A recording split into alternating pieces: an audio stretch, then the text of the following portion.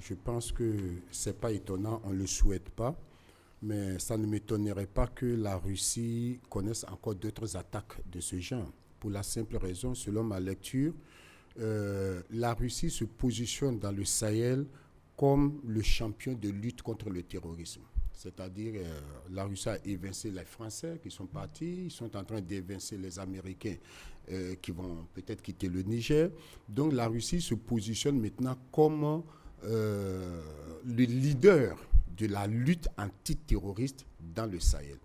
Et donc, ce n'est pas étonnant que dans ce cas-là, l'État islamique tape à la fois au Niger et tape à la fois le protecteur.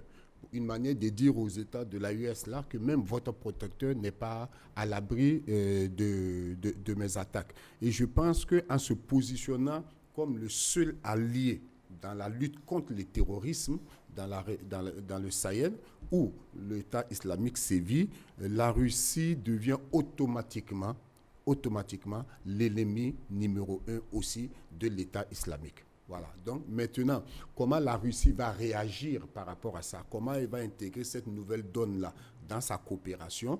Parce que là, peut-être que ça va renforcer la Russie pour dire, mais de toute façon, ils veulent exporter la guerre chez nous.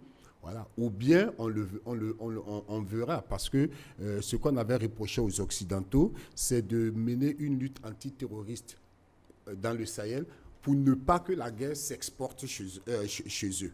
Est-ce que la Russie va aller dans ce sens? Bon, c'est un nouveau partenaire. Attendons d'analyser son comportement, on verra.